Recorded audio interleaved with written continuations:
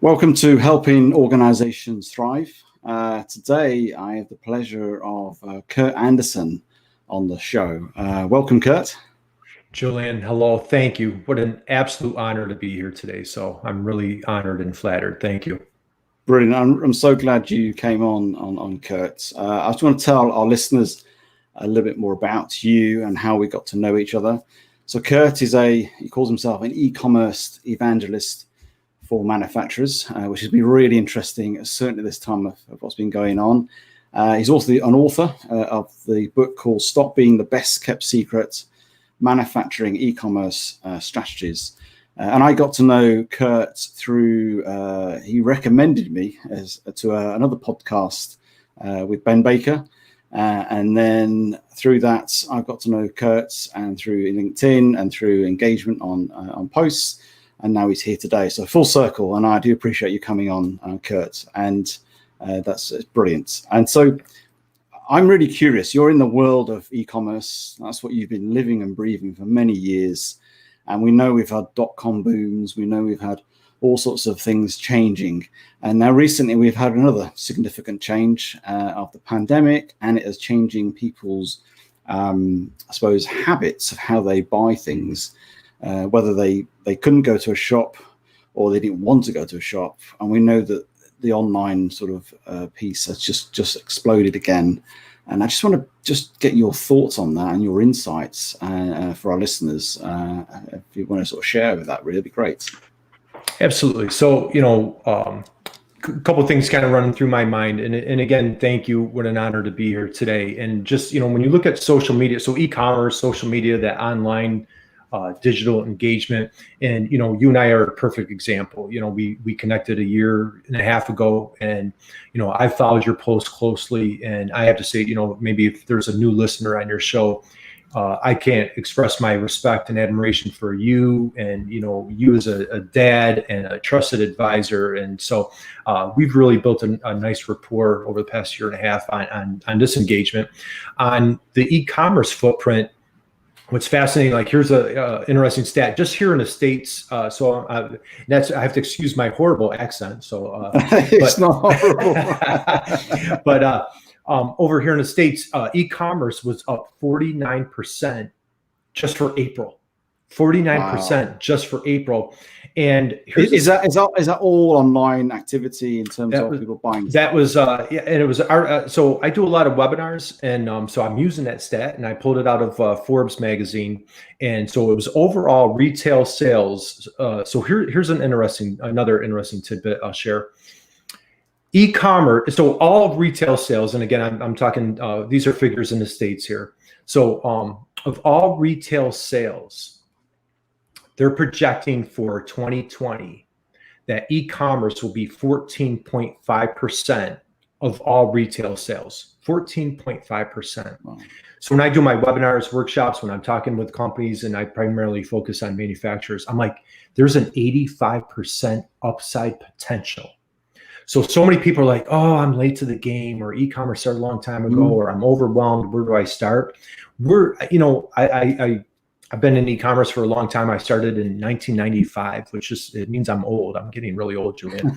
But I started an e-commerce business in 1995, so 25 years ago, and we're still in the infant stages. But the nice thing is, for any of your listeners that are considering getting into e-commerce right now, there are so many people that are the pioneers, seasoned veterans. There's so many resources, tools. The prices have come down so dramatically, right, for a lot of the software tools. When I got in e-commerce, there was no Google. It sounds primitive, doesn't it? Sound like, it was like a horse and buggy, right? It's like there was no Google, there was no social media, and all these things. But there's so many opportunities that are still in front, and you hear a lot of new companies getting started, a lot of exciting pivots. I know that word's being stretched around through this time. A lot of exciting pivots going on. So if you're considering getting into e-commerce, boy, I couldn't encourage you enough.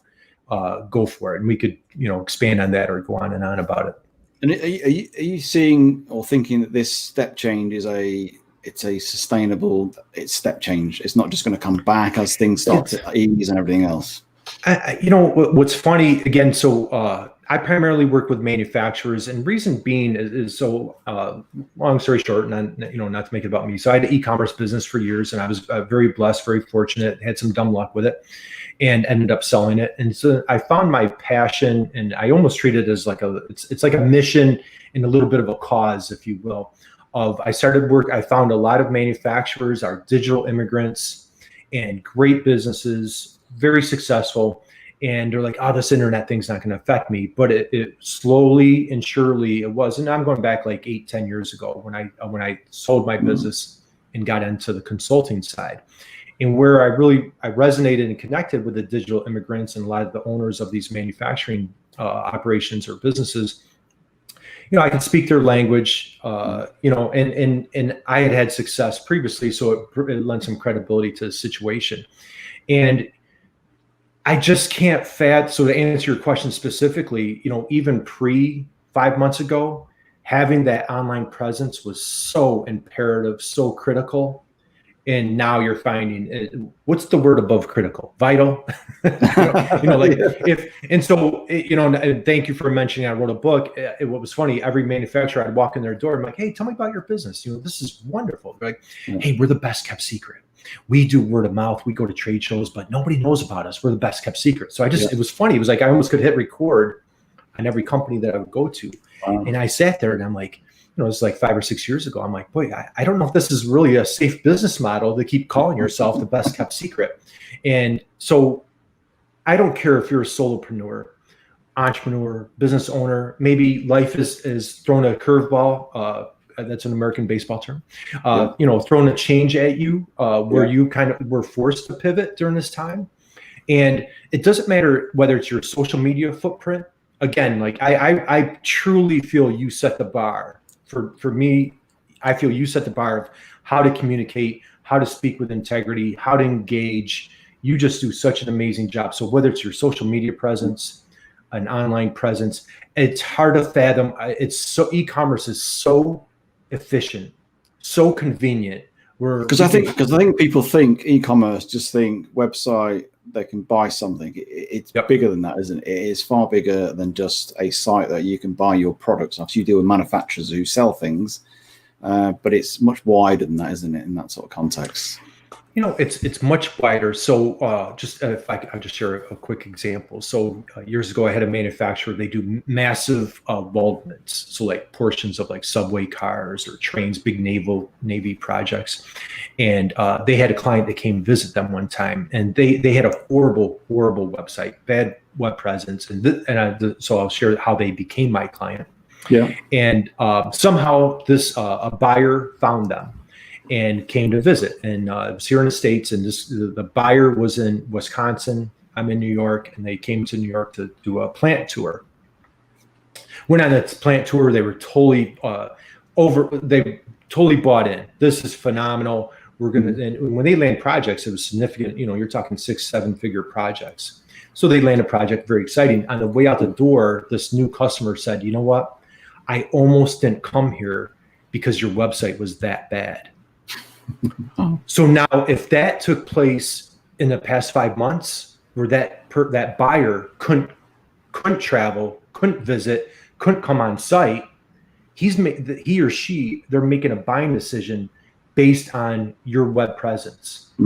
So again, I don't care if you're a caterer, a solopreneur, maybe a professional, financial planner, whatever whatever business you're in. And think about as consumers. What do you do? I know you're a great dad with your children. You have I believe a daughter in college. Yep. And when you're researching a mortgage, car, different colleges, first thing we all do, I don't care if it's a pair of socks, we're going to go online and make that. Yeah. When a new client comes to you, you and I feel like I know you. I feel like we're friends because we've had an engagement for the past year and a half. That's how important that presence is. No, it is. And I think that's that new thing, isn't it? And obviously we're on video today, and people then start to get to know you, me, and our interaction. And I think that's over time, I've got to know people really well. and yet I've never met them. And in fact, Right. some people I have very good conversations with, and I have Zoom calls with them now. Right.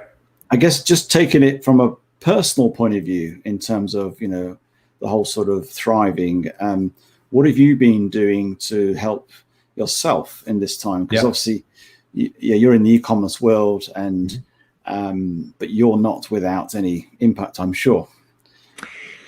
Yeah. I'd say that's a fantastic question. And for me personally, you know, I love this program. I love, you know, how can we turn, you know, convert to that thriving mindset. And I've been really, really focused on family, faith, friends, fun, really leaning heavy on my faith. I feel, you know, tighter with my family than I ever have. And so on a personal note, I feel horrible to say, boy, this has been a great experience, because it certainly has been challenging on multiple fronts however, we are where we are, and we have a choice when we wake up in the morning. Can I be happy? Can I be sad? Can I be mad? Can I be angry? Can I say, well, why me? Can I say, why not me? And so that's what I've been focusing on from a business standpoint. Again, I've been doing this for quite a while, and I treat what I do really as a personal mission. I do a lot of webinars. I have a lot of free resource guides, converted that into a book. So I feel that I'm more of an educator. I love seeing clients thrive. I just had a client over here in the States. A client of mine just had a congressman, government official, come do a tour of their facility yesterday, and they were thrilled. It was very exciting. So there's a lot of exciting things going on in these challenging times. It's interesting. I like I think your 4 Fs. I think you came up with that. I had 4. That's right. I like that. But it's you mentioned that word. You have that, make a choice. We have a choice. And I think some people, certainly the whole building resilience is, we have some choices. You know, you commit to finding the possibilities, committing to find the way out, and it's that choice, isn't it? Rather than sort of waiting for things to happen, because there will always be things in the way. You know, will always be a boulder in the road that stops us in our tracks or slows us down. But we have to commit to find some good in that circumstance, and I think that's really important. That's interesting how you've said that, and I quite like that. And also, you mentioned your mission. You almost gone back to what you're about, and it's important that we keep focused on our mission or our purpose, however you want to term it, vision, because in essence, that hasn't changed for Curt. You know, your purpose and what you do in your business, what you do in your family hasn't changed. How you go about it, which is what you've talked about, is very different, and the dynamics. And I guess you're not so much pivoting, can we use that word, but perhaps adapting your approach with your clients in terms of that, reaching them and engaging them. Yeah, what I love is your word resilient, and I almost feel I've felt like a new source of energy. The bonding and connecting on LinkedIn, again, we connect on LinkedIn, has been phenomenal. The friendships and relationships that I've built, ironically, kind of, through this past 5 months. I think, it's not something that happened in a region or a state, a country, an area. I mean, we're all in this together as human beings. And, we're in each other's homes, we're seeing each other's homes. We're all a little bit more vulnerable. And I know a lot of that's been thrown around, but I've really doubled down on, because I believe in this mission of helping small business owners, entrepreneurs with this digital footprint. I saw I had a business, and I'll tell you, I was an absolute disaster. I was a train wreck. And when I finally embraced e-commerce, I saw firsthand of, boy, I can do business 24 hours a day, and people are going to pay me with a credit card, and I can just throw it on a UPS FedEx truck or delivery, and it was magical. And so to see that happen with other companies, one of the first clients I had, 10 years ago, they been around since 1919, nearly at that time this was like 2012 or so, in nearly 100 years. And, they put their business online. And when the first week they landed an order, and it was about a $9,000 order. And, they probably had like $4,000 or $5,000 into their website. They landed this $9,000 order over e-commerce. So like, my goodness, somebody came on. And here's a great thing. This took place in the United States. It was a customer from New Zealand.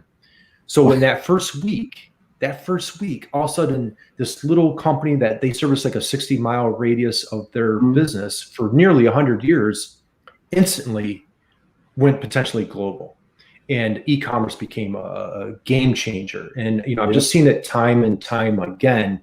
So I'm very passionate, and you see the rewarding results for these companies. And so I love that we're resilient. I've been just relentlessly, trying to get that message out there, trying to help these folks. I'm trying to help them make that pivot or that transition into that digital footprint or that e-commerce opportunity. And I mean, it's interesting when you have that helping mindset, when you have that sort of, I suppose, outward looking view, it actually builds your own sort of resilience. And it's interesting how that dynamic, rather than we often sometimes navel gaze and end up not being very helpful, but actually getting into other people's problems and solving and collaborating and just engaging will create that sort of resilient sort of mindset. Was there any particular, I suppose, adaptions you've done in this time, and knowing for well that you do a lot of stuff online anyway? Did you have to approach things differently? I mean, was there been any sort of things on the way that you've looked at differently? Yeah, that is a phenomenal question. I'm challenging myself. I'm 51 now, so I'm challenging myself to think differently daily. How can I eagerly learn? And, I'm trying to really focus on a curiosity.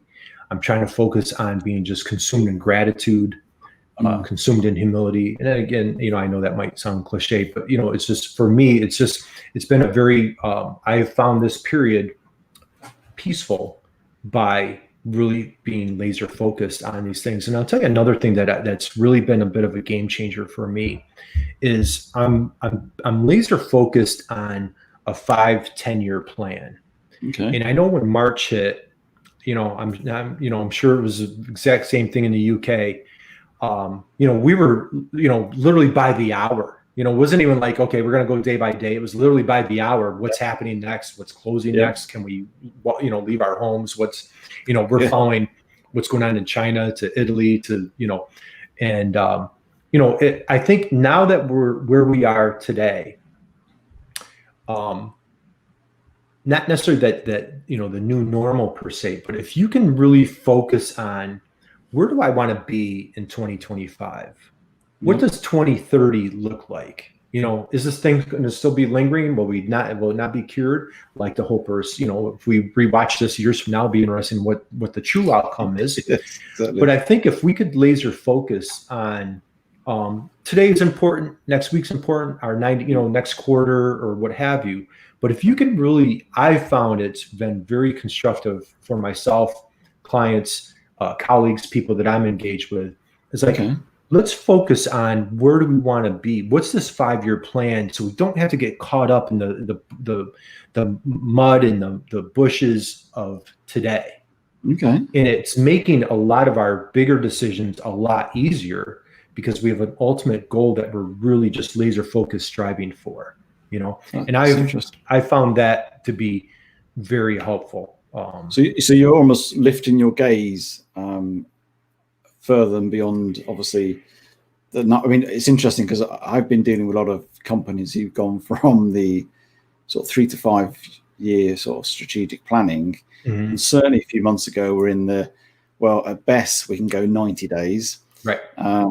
But in some ways, actually, what you're saying, just lifting your gaze, even though you might not know, there's still obviously unknowns, but there's always unknowns, even in 90 days, it will create some, probably, I would anticipate, better solutions that are out of any sense of stress of what's really happening now, or I guess. Yeah, and not necessarily, again, I'm right now where I'm at in life, I'm a solopreneur, like many others out there. and, just trying to surround myself with just amazing, incredible people. Just so blessed to be surrounded by people. And you and I have a great mutual friend. You mentioned, I've been listening to your podcast. Great, wonderful show. And if anybody's missed the prior episodes, Ben Baker on your first show is a mutual friend of ours. And the second, I believe it was your second gentleman that came on. And I think he shared that there was a dramatic revenue setback. I've been familiar with companies that have lost that 50, 60, 70, 80% of business, overnight, and totally respecting that. It's hard to imagine many businesses, unless you were on that retail front where everybody was buying goods from you, where there's, their sales are exploding, or everybody's been impacted in some way. Where we are today, not necessarily a 5-year or 10-year strategic plan, but, and even if it's not all day, but just, if you start feeling yourself creeping down because you're getting caught in what's happening today, can you rise above that for a few minutes and just be like, hey, when this thing's done and I could fly over and see Julian and we could have lunch together and we could get back to our old normal. Yeah. What does that look like? And dream a little bit. Yes. Have that goal in mind, and and if to be a successful entrepreneur, I found you need to be a little delusional sometimes. Sometimes you're going to say something and people are going to look at you like you have 3 heads. But that's, sometimes we just need, I don't know what your listeners are going to think, but sometimes we need to be a little bit delusional. Sometimes we need to be. I don't think it's not. I don't think it's delusional, although people might be thinking we're delusional now. It's interesting because it's that thing where because I don't believe in positive mental attitude. I think it's a load of tosh, really. I'm really rooted in reality, but I'm also optimistic. So I'm optimistic, rooted in today, reality, but also have a view on the future, which is what you're saying. And it's just lifting your gaze.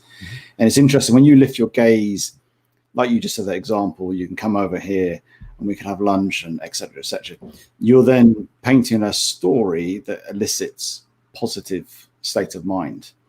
And so when you're in the now, which is what you're just saying, then suddenly you're in this positive state of mind, which then you will handle the now, if I'm making sense here, the now in a much better place, because you're not all doom and gloom. You're actually feeling better and you've got more positiveness about you because you've thought about the future a little bit, the potential, and therefore you make better decisions. I guess that's what's starting to happen, isn't it? More of a psychological point of view that's going on there. That's exactly right. It's just, or I'm just making things up as I go along there. I don't know. There's no right or wrong today, right? We're all winging it and just trying to make things happen. So, no, I think what I'm, and again, honored to be here with you. What I'm focusing on is, staying in my lane. Trying to really exhaust the experiences. If I call it God-given talents, or just, my passion of how can I help teach, educate, land some victories, have some positive things happen for other businesses and other entrepreneurs, and really just stay where I feel best at. I think one of the entrepreneurial curses is trying to be everything to everybody. Yes. That's always a challenge. So I think, being laser focused on the value that you bring to the market, trying to think out beyond, being present is critical. It's, staying in the now, as you're saying, being present. However, how exciting is it to think like, boy, in 2025, our businesses are going to look like this, or maybe, you have a revenue goal, an income goal, number of employees or customers or whatever that is. Set those goals. And instead, if you and I are going on a trip together, and if we don't have a destination, if we don't, well, where are we going? Pick a destination and let's go for it. Absolutely. No, that's really, really good advice. Actually, I like that. And it's the simplicity in it makes it more powerful. That's what I like about it. I need things simple. Well, no, absolutely.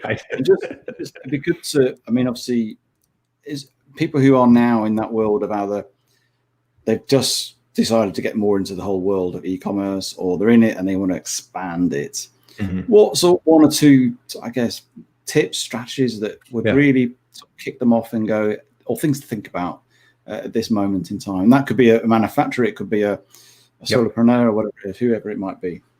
Yep, great question. So for if I can refer back to my book again, I need to keep things simple. So I have a 3-pronged approach, and for your web presence, whether it's your LinkedIn profile, if you don't feel strong on LinkedIn, check out Julian's profile. His corporate career is phenomenal. And by the way, Julian, I want to wish you a happy birthday this week. So is that coming up pretty soon? It is, and it's one behind you. So you share my mother's birthday. So happy birthday to you. How's that? I was looking at your profile and I'm like, hey, he shares my mother's birthday. So happy birthday this week. No doubt I'll get to quite a few of those on Saturday. We're coming at you. It's going on the whole week, dude. It's the whole week. Absolutely. It's Julian's birthday week. So send him messages on LinkedIn. But for e-commerce, so having a great first impression, I call it, my little cutesy word, webpression. You need to make a great first webpression. I'm dealing with manufacturers. If you manufacture a widget, whatever it is, show that up front. If you're a solopreneur, caterer, professional, whatever you are, you want to make that great first webpression. And without, this isn't opportunity here, we're not giving a webinar right this minute, but think about the call to action that you want somebody to take. If you have a free guide, if you possess some information that's going to help your buyer, you're going to teach them, you're going to educate them, you're going to guide them, provide that information, make it quick, easy. If you are a consultant of some type and you are booking, you're billing that hour and you're looking for appointments, have your calendar link right there. Like, hey, let's book an appointment right now. Don't wait. Don't email me. Hey, how about Tuesday at this time, or back and just get that party started as fast as possible. I'll share this is I preach, how can you help your customer make a buying decision at Friday night at midnight without having to wait for you to open up your doors on Monday morning? So, and I don't care what, I feel that blankets, I don't care what business, what industry, what sector you're in. If you can help your customer make that buying decision, and when I say buying information guide, by the time somebody calls Julian to book an engagement with him, they know, so, what do they say? 70% of the buying decision now is already made before the connection is actually made. So, provide that information, get it out there. Void stock photos. Boy, that drives me crazy. So that's my big tip for as far as the website goes. Have that clear, concise call to action. People try to throw so much at one time.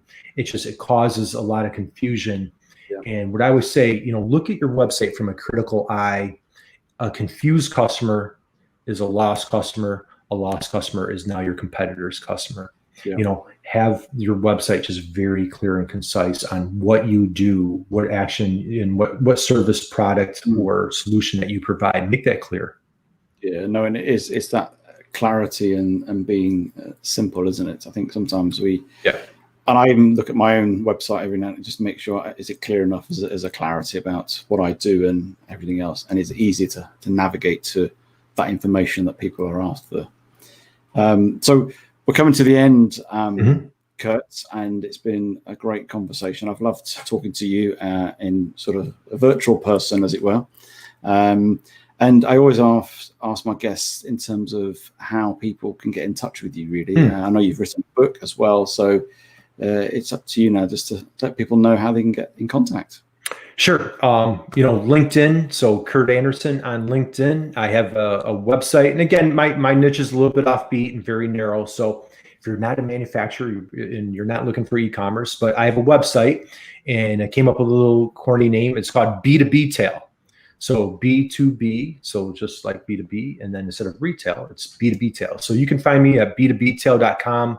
I have all sorts of free resource guides that I provide, no strings attached.